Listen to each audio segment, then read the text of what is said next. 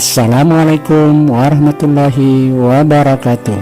Jumpa lagi di Eco Farming Official, channel yang membahas tentang pupuk organik Eco Farming, produk terbaik dari PTBS, PT Bandung Sinergi Teknologi.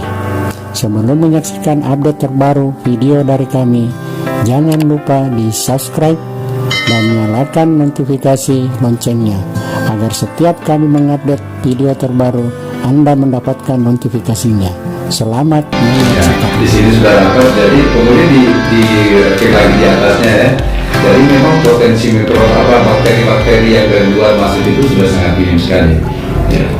Jadi kedap udara. Yang terpenting adalah kita tahu bahwa meskipun sudah terjadi seperti ini masih bisa digunakan, masih bisa digunakan.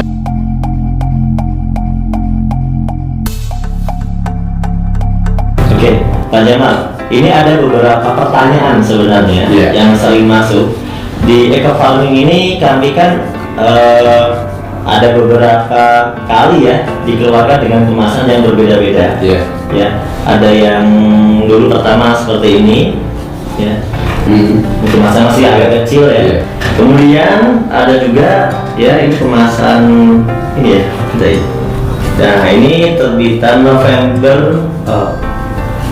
Diterbitan November ya, kemudian ini Maret ya. Ini sekilas sama, tapi mungkin isinya beda keluaran gitu ya. Nah, pas waktu kita buka ada beberapa yang mendapatkan itu, nah berupa seperti ini Pak Jamal. Ada yang keluar apa namanya ini, warna putih ya, keluar apa nah istilahnya, cendawan atau apa ya, berwarna putih. Ada yang di sini agak coklat gitu ya. Kemudian bahkan ada yang mengalami mungkin sudah sampai hitam gitu ya, hitam kali ya ini. Nah, kira-kira bagaimana penjelasan tentang terkait ini? Iya, baik. Ini kalau kita lihat visual ya. Nah, ini visualnya agak bervariasi ya. Ada yang warna putih seperti ini. Nah, tetapi kalau teman-teman tidak bisa membedakan, yang paling gampang sebenarnya kalau dari hasil pengamatan yang saya lakukan dengan pupuk Eco Farming ini, itu lebih mudah adalah coba dibuka dan cium. Kalau misalnya bau aslinya masih nampak ya, masih terasa ya, maka itu artinya bahwa ini mikroba yang positifnya masih sangat efektif. Oh, ini masih ya, ya? Ini masih ya. Nah, coba bau kayak ramuan gitu ya. Nah, sekarang kita bandingkan dengan yang ini ya. Ini caranya kita sudah campur hitam. Nah, ya, yang gula merah ini ya. Coba dicium. Saya yakin baunya pun akan terasa beda. Sudah mulai kayak apa ya? Sudah mulai agak kurang sedap. Kurang sedap. Nah, hampir mirip terasi gitu ya. Ya. Nah, ini sahabat sekalian, ini cara mudah ya. Karena kalau misalnya teman-teman agak sulit membedakan ini apa namanya, ini apakah cendawan, apakah ini spora, ini apakah miselium ya. Nah, cukup dengan baunya saja sebenarnya. Nah, kalau yang masih baunya agak seperti apa ya, kayak jamu-jamuan ya, itu artinya masih bau aslinya, berarti mikroba masih sangat positif, masih aktif. Karena salah satu ciri dari adanya patogen yang masuk adalah dia mau merubah bau sekalipun. Ya, patogen itu artinya bakteri negatif yang. Oh, jadi kalau yang baunya sudah berubah tadi, itu indikasinya ada patogen. Indikasinya patogen. Nah, sekarang pertanyaannya, apakah yang patogen itu masih bisa nggak kita gunakan? Ya, jadi yang pertama, sahabat sekalian, pastikan kalau misalnya ada yang kena patogen, ini sudah tidak dianjurkan untuk langsung digunakan. Tidak boleh langsung digunakan. Tidak boleh langsung digunakan. Nah, artinya apa? Masih punya potensi untuk bisa digunakan. Tapi ada langkah. Ya. Ada langkah tambahan. Ada tambahan yang harus kita lakukan. Nah, saya mungkin akan memberikan penjelasan sekilas. Ya, ingat bahwa ini sebenarnya handphone ini adalah media untuk mengikat mikroba sebagai rumah tinggalnya mikroba. Ya, di dalamnya patogennya kebetulan sudah dominan, tetapi bukan berarti bahwa tidak bisa kita manfaatkan. Bagaimana caranya? Ada cara yang kita lakukan adalah matikan patogennya. Matikan patogennya. Kita bunuh dia. Nah, caranya gimana? Nah, Gimana? untuk membunuh patogennya, salah satu caranya adalah dengan melakukan pemanasan. Dipanaskan, ada bakteri positif juga kemungkinan akan ikut mati. Tetapi ada bakteri-bakteri yang memang tahan dengan panas ya. Nah, untuk itu kalau kita ingin melakukan mematikan patogen, pertama langkahnya tetap dilakukan seperti biasa saja. Setelah itu rebus sambil mendidih.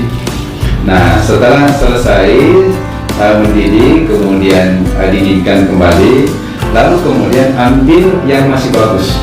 Setelah dingin, Setelah dingin, ambil yang masih bagus, lalu kemudian tidak perlu banyak, masukkan ya mungkin ke sekitar 1-2 gram saja, karena dalam 1 gram ini mikrobanya macam-macam, ada yang kurang lebih sampai 5 miliar per gram.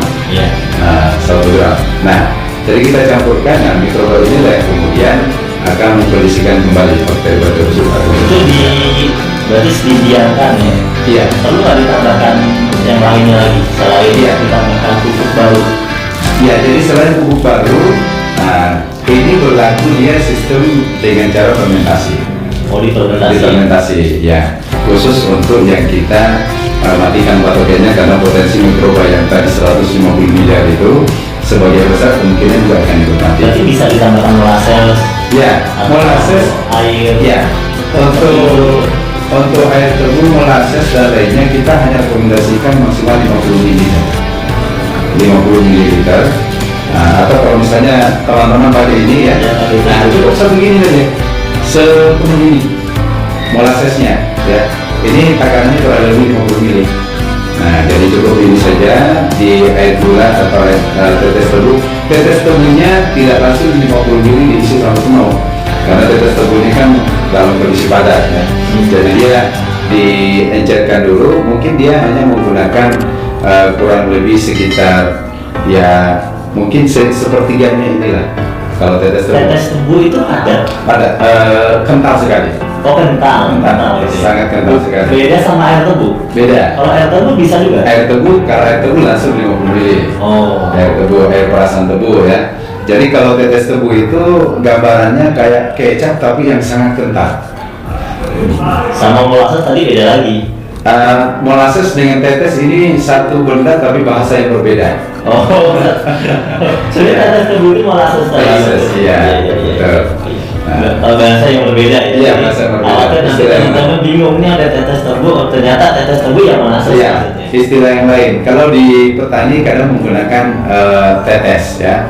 Tetapi kalau bahasa ilmiah lebih dikenal adalah molasses. Mungkin itu Mas Nur terkait dengan kondisi produk. Nah, terus mungkin bisa kita lihat ini setelah adanya kasus-kasus semacam ini muncul, kemudian dari tim riset itu menyarankan supaya kita vakum. Nah, dengan vakum ini itu akan meminimalisir potensi masuknya patogen. Kalau ini kan masih terbuka nih, jadi ini kalau bakteri, wah ini surga banget. Artinya potensi untuk masuknya ini sangat mudah sekali. Ya, artinya kenapa terjadi seperti ini? Karena memang di kemasan yang awal ini memang belum divakum gitu ya, belum sempurna divakum. Nah, kemudian berarti kita sudah mengeluarkan yang terbaru ya sebenarnya, sudah divakum ya. Alhamdulillah, ini bisa kita buka yang Maret, Mas Nur. Coba kita lihat. Oke, kita buka yang terbaru ya.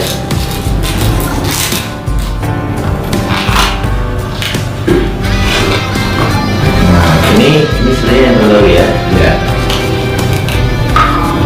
Nah, dia udah seperti ini ya, dari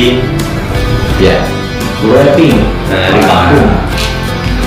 Nah, coba kita bandingkan ya.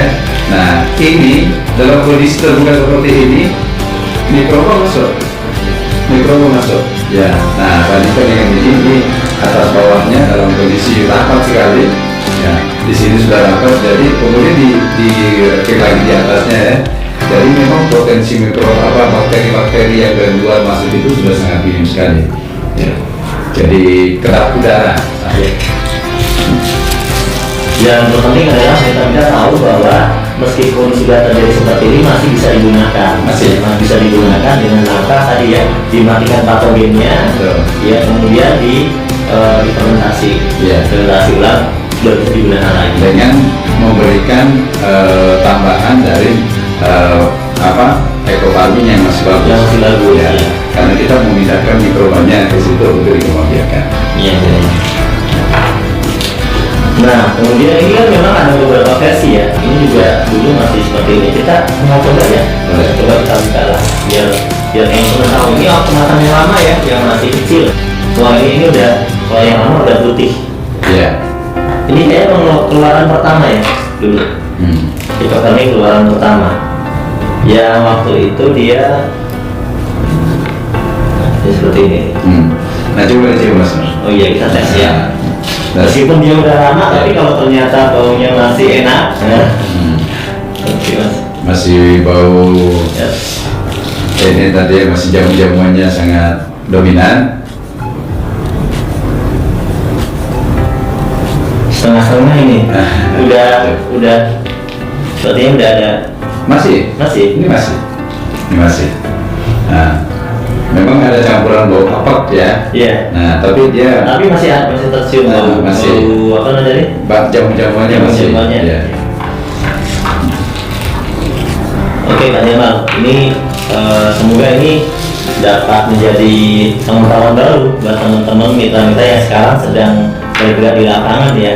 Jadi supaya jangan sampai produk yang seperti ini dimubazirkan. Iya. Iya, sayang sekali ya. Jadi ini tetap bisa digunakan, tapi kita tahu bahwa problem ini terjadi karena kemasannya dulu belum divakum. Ya, dan itu sekarang sudah kita perbaiki, yaitu dengan divakum, dan insya Allah ini menjadi solusi dan tidak akan tetap muncul cendawannya atau mungkin tidak akan dimasuki oleh patogen gitu ya.